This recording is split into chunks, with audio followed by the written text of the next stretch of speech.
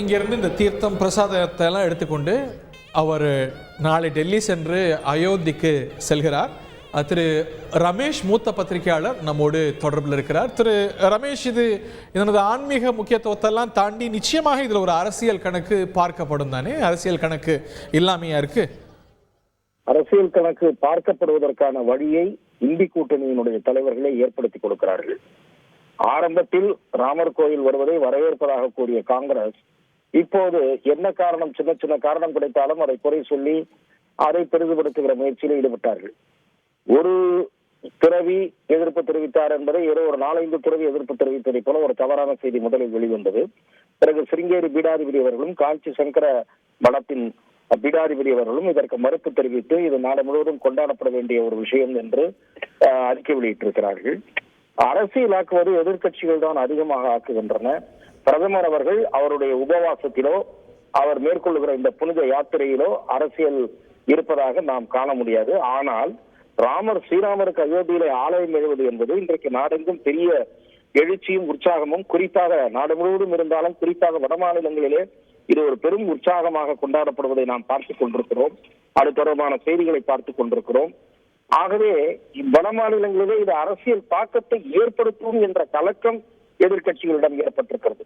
ஆகவே அந்த கலக்கத்தின் காரணமாக அரசியல் கலக்கிறது என்று இவர்கள் தான் தினந்தோறும் கூறிக்கொண்டிருக்கிறார்கள்.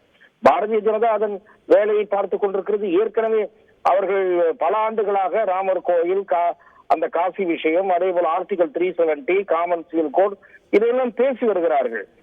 இப்போது அரசியலாக்குகிறார்கள் என்று சொல்வதில் பொருள் இல்லை, பொருத்தமில்லை.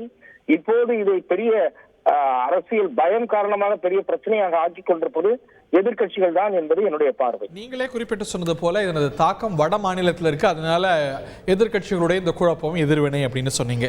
ஆனா பிரதமர் நரேந்திர மோடி அதற்கு முன்னதாக, இந்த பிராண பிரதிஷ்டைக்கு முன்னதாக அவர் அதிகம் போக்கஸ் பண்ணுவது தென் மாநிலங்கள்ல, குறிப்பாக தமிழ்நாட்டுல, கேரளால, ஆந்திரால, இந்த மாதிரியான இடங்கள்ல. காரணம் குறிப்பிடுவதற்கு மன்னிக்க வேண்டும். இதற்கு காரணம் ராமாயணத்தோடு தொடர்புடைய சில விஷயங்கள் இந்த பிரதமர் சென்ற சில பகுதிகளிலே இருக்கிறது. குறிப்பாக இன்றைக்கு நீங்கள் ஸ்ரீரங்கத்தை எடுத்துக்கொண்டால் அந்த ஆலயத்தினுடைய தலைமை குருக்கள், தலைமை அர்ச்சகர் திரு சுந்தர் பட்டர் மட்டுமல்ல, வேறு 1-2 பேரும் அந்த ராமாயணத்திற்கும் ஸ்ரீரங்கம் ரங்கநாதருக்கும் இருக்கக்கூடிய தொடர்பை தெரிவித்திருக்கிறார்கள். அதே போல ராமேஸ்வரத்திற்கும் ராமருக்கும் இருக்கக்கூடிய தொடர்பு என்பது, புராண சரித்திர தொடர்பு என்பது பலமுறை பலரால் அந்த சிறப்பு எடுத்துக் கூறப்பட்டிருக்கிறது.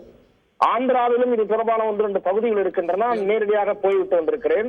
ஆகவே பிரதமருடைய விஜயம் என்பது ஒரு வகையில் ராமரோடு சம்பந்தப்பட்ட பகுதிகளில் அவர் தன்னுடைய வழிபாட்டை இதற்கு முன் செலுத்துகிறார் என்றுதான் பார்க்க வேண்டும்.